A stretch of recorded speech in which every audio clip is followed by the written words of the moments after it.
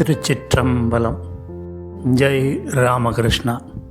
August 2ஆம் தேதியாகிய இன்று நன்னாளாக அமைய எல்லாம் வல்ல இறைவனை பிரார்த்தனை செய்கின்றேன்.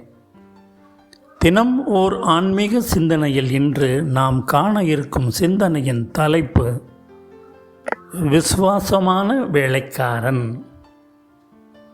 வேலைக்காரனின் விசுவாசத்தை கணக்கிட்டு அவனுக்கு உன் காட்சியை வழங்குவதில் வல்லவன் நீ.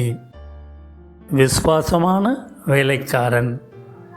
வேலைக்காரனின் விசுவாசத்தை கணக்கிட்டு அவனுக்கு உன் காட்சியை வழங்குவதில் வல்லவன் நீ.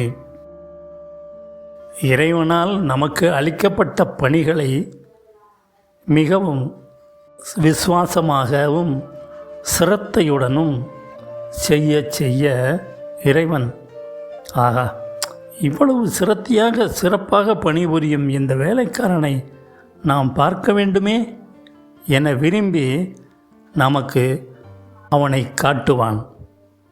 அவனுடைய திரு காட்சி நமக்கு கிடைக்கின்றது. இறை காட்சி அவன் கருணையினால் மட்டுமே கிடைக்கும். அவன் கருணையை பெற வழி நாம் விசுவாசமான வேலைக்காரனாவது. இறைக்காட்சி அவன் கருணையினால் மட்டுமே கிடைக்கும். அவன் கருணையை பெற வழி நாம் விசுவாசமான வேலைக்காரன் ஆவதே. சுவாமி விவேகானந்தர் கூறுகிறார், நீ இந்த அளவு செயல் புரிந்தால் நான் அதிலேயே மகிழ்ச்சி கொள்வேன். பணிபுரிபவர்களே என் தலையில் உள்ள மணியாக விளங்குபவர் என்பது உறுதி. நாமும் இறைவனால் நமக்கு அளிக்கப்பட்ட பணிகளை விசுவாசமாகவும் சிரத்தையுடன் செய்து அவனுடைய திருக்காட்சியை பெறுவோம். ஜெய் ராமகிருஷ்ணா.